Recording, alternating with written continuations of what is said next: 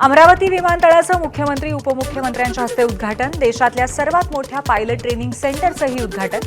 अमरावती मुंबई विमानसेवा सोमवार बुधवार शुक्रवार सुरू असणार। नाशिकमधील अनधिकृत सातपीर दर्गा मनपाने हटवला। पोलीस बंदोबस्तामध्ये वाढ। काठे गल्ली ते भाभानगरच्या दिशेने जाणारी वाहतूक इतर मार्गाने वळवली। नाशिकमध्ये रात्रीच्या सुमारास काठे गल्लीमध्ये पोलीस वाहनांवरती दगडफेकीची घटना। सकाळपासून बंदोबस्तामध्ये वाढ। सौम्य लाठीचार्ज करत पोलिसांनी पांगवला जमाव। अनधिकृत बांधकाम काढण्यासाठी आलेल्या पथकावरती संतप्त जमावाने विरोध केला आणि दगडफेक केली। पोलीस उपायुक्त किरण कुमार चव्हाणांची माहिती। आतापर्यंत 15 जण पोलिसांच्या ताब्यात। नाशिकमधला अनधिकृत सातपीर दर्गा हटवला। जमावाकडून झालेल्या दगडफेकीमध्ये 31 पोलीस कर्मचारी जखमी। काठे गल्लीमध्ये मध्यरात्री पोलीस वाहनांवरती दगडफेक झाली। पोलीस हे कुठल्या एका जातीचे किंवा धर्माचे नसतात। ते महाराष्ट्राचं संरक्षण आणि महाराष्ट्राला जपण्याचं काम करतात। नाशिकच्या राड्यावरती उदय सामंतांची प्रतिक्रिया। तर कायदा कुणीही हातात घेऊ नये, सामंतांचं आवाहन। शिवसेनेच्या शिबिरावरनं लक्ष हटवण्यासाठीच दर्गाची कारवाई केली। खासदार संजय राऊतांचा दावा। दंगली कुठे घडवायच्या याचा मुहूर्त भाजपवाले काढत असतात, राऊतांचा आरोप। सत्तेच्या ऑक्सिजन शिवाय ते जगू शकत नाहीत ते दुसरीकडे गेले। एकनाथ शिंदे आणि राज ठाकरेंच्या भेटीवर संजय राऊतांची टीका। शेकापचे माजी आमदार पंडित पाटलांचा भाजपमध्ये प्रवेश। रवींद्र चव्हाण यांच्या प्रमुख उपस्थितीमध्ये पक्षप्रवेश। शेकाप आणि जयंत पाटील यांना मोठा धक्का। देवेंद्र फडणवीस मुख्यमंत्री झाल्यावरती पहिल्यांदाच अमरावतीत आपल्या मामाच्या घरी येणार। मोठ्या जल्लोषामध्ये आणि पारंपरिक पद्धतीने त्यांचं कलोती कुटुंबांकडून स्वागत केलं जाईल। अहिल्यानगरमध्ये सुरू असलेल्या आंदोलनाला माजी राज्यमंत्री प्राजक्त तनपुरे यांच्या उपोषणाला पाठिंबा। महापुरुषांच्या पुतळ्याच्या विटंबनेला 3 आठवडे उलटूनही आरोपी अटक न झाल्यामुळे उपोषण। इक्बाल सिंग चहल यांची मुंबई जिल्ह्याच्या पालक सचिवपदी निवड। जिल्ह्यांच्या विविध क्षेत्रांमध्ये प्रगती करण्यासाठी आणि नागरिकांचं जीवनमान सुधारण्यासाठी राज्याचे संयोजक म्हणून पालक सचिवांची नियुक्ती।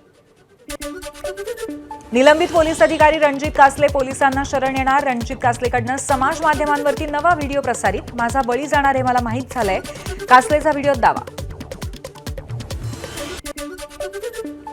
मुंबई पोलीस नियंत्रण कक्षाला धमकीचा फोनवरून धमकी देणाऱ्याला बोरिवलीमधनं पोलिसांनी ताब्यात घेतलं। आरोपीने याआधी सुद्धा मुंबईमध्ये बॉम्बस्फोटाची धमकी दिल्याची माहिती। स्पर्धा परीक्षेचे बेकायदा क्लास चालवणाऱ्यांवरती पुणे पोलिसांची करडी नजर। बेकायदा वर्ग चालवल्यास कारवाईचा इशारा। पुणे पोलीस आयुक्त अमितेश कुमार यांच्याकडनं कारवाईचा इशारा। मुंबईच्या दहिसर पोलिसांनी नागरिकांची 54 लाखांची विविध गुन्ह्यातील मालमत्ता परत केली। चोरी फसवणूक यांसारख्या गुन्ह्यामध्ये आरोपींना अटक। मुंबईत सलग दुसऱ्या दिवशी 36 अंश सेल्सिअस तापमानाची नोंद। पुढच्या 2 ते 3 दिवसांमध्ये तापमानाची वाढ कायम राहण्याचा अंदाज। मुंबईकर उकाड्याने त्रस्त। उजनी धरण पुढच्या 2 दिवसांमध्ये मायनसमध्ये जाण्याची शक्यता। धरणामध्ये फक्त 2 टीएमसी इतकाच जिवंत पाणीसाठा। भीमा नदीपात्रामध्ये 6000 क्युसेक विसर्ग सुरू असल्यामुळे पाण्याची पातळी कमी झाली।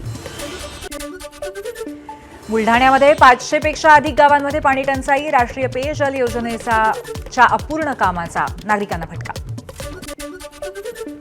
अक्कलकोटच्या कुरनूर धरणातनं 250 क्युसेक्सने पाण्याचा विसर्ग। धरणाचे 3 दरवाजे उघडले आणि सध्या या धरणामध्ये 27% पाणीसाठा शिल्लक। यापैकी 8 ते 10% पाणी विसर्गासाठी वापरण्यात येईल। वरळीमध्ये ठाकरेंच्या शिवसेनेकडनं हंडा मोर्चा। युवा सेनेच्या कार्यकर्त्यांना पोलिसांनी ताब्यात घेतलं। पोलीस आंदोलन दडपत असल्याचा ठाकरेंच्या शिवसेनेचा आरोप। छत्रपती संभाजीनगरमध्ये एमपीएससीच्या विद्यार्थ्यांचं आंदोलन। विविध मागण्यांसाठी विद्यार्थ्यांचा क्रांती चौकात ठिय्या। मागण्या मान्य होत नाही तोपर्यंत आंदोलन सुरू ठेवण्याचा इशारा। पुण्यामध्ये सुद्धा एपीएमसीच्या विद्यार्थ्यांचं आंदोलन। एमपीएससीच्या मुख्य परीक्षा 45 दिवस पुढे ढकलण्यात याव्या यासाठी विद्यार्थ्यांची आंदोलनाद्वारे मागणी। नागपूर जिल्ह्यातील सुमारे 5000 पेक्षा जास्त प्राथमिक शिक्षकांचं मार्च महिन्याचं वेतनच झालं नाही। बोगस शिक्षक आणि त्यांच्यासाठी घोटाळा करणारे भ्रष्ट अधिकारी यामुळे निर्दोष प्राथमिक शिक्षकही मार्च महिन्याच्या वेतनापासून वंचित. नागपुरातल्या हिंसाचारामध्ये मुख्य आरोपी असलेल्या फहीम खानच्या घरावरील कारवाईबद्दल आयुक्तांनी मागितली न्यायालयाची बिनशर्त माफी. राज्य शासनाकडून अशा प्रकारचं परिपत्रक नसल्यामुळे महापालिकेने कारवाई केली, आयुक्तांची कबूल. लोणावळ्यातल्या आंबी व्हॅलीवरती ईडीकडनं टाच. सहारा समूह प्रकरणी कारवाई. आंबी व्हॅलीच्या 707 एकर जमिनीवर टाच. सहारा समूहाशी संबंधित संस्थांकडून वळवलेल्या निधीतून बेनामी खरेदीचा आरोप. छत्रपती संभाजीनगरमध्ये सिटी बसच्या तिकीट दरामध्ये वाढ. सिटी बसचं तिकीट 20% महागलं. किमान प्रवासी भाडं ₹6 आणि 2019 नंतर पहिल्यांदाच तिकिटाची वाढ. गडचिरोलीतील धान घोटाळेबाज मोकाट. जिल्हाधिकाऱ्यांच्या आदेशानंतरही एफआयआर नाही. 10,000 क्विंटल धान अपहाराचं कोडं अजूनही अनुत्तरित. गोंदिया जिल्ह्यामध्ये थकीत वीज बिलामुळे 69 शाळांचा वीज पुरवठा खंडित. ऐन परीक्षेच्या काळामध्ये उष्णतेमुळे विद्यार्थ्यांची गैरसोय. जिल्ह्यातील शाळांमध्ये शाळांचं वीज बिल थकीत. रायगडमध्ये शेतकऱ्यांसाठी पोर्टेबल आणि मुव्हेबल सोलार पंप सेटची उभारणी. जिल्ह्यामध्ये प्रथमच शेतकऱ्यांसाठी जिल्हा प्रशासनाचा पुढाकार. मुख्यमंत्री कृती कार्यक्रमाअंतर्गत आदिवासी भागामध्ये सौर ऊर्जेचा प्रभावी उपयोग. जिल्हाधिकारी किशन जावळे यांची माहिती. नांदेडमध्ये शक्तीपीठ महामार्गाला विरोध कायम. मोजणीसाठी आलेल्या अधिकाऱ्यांना शेतकऱ्यांनी परत पाठवलं. अधिकाऱ्यांना घेराव घालत शेतकऱ्यांची घोषणाबाजी. संगमनेरच्या हनुमान रथ मिरवणुकीमध्ये झालेला वाद पोलीस चौकीत पोहोचला. आतापर्यंत 11 जणांविरोधामध्ये गुन्हा दाखल. ढोल ताशा पथकाच्या मानपानावरनं वाद झाला होता. तुळजापूरच्या माजी नगराध्यक्ष ड्रग प्रकरणातील 36वा आरोपी संतोष कदम परमेश्वर असं आरोपीचं नाव आणि 36 पैकी 22 आरोपी अजूनही फरार. एबीपी माझा, उघडा डोळे बघा नीट.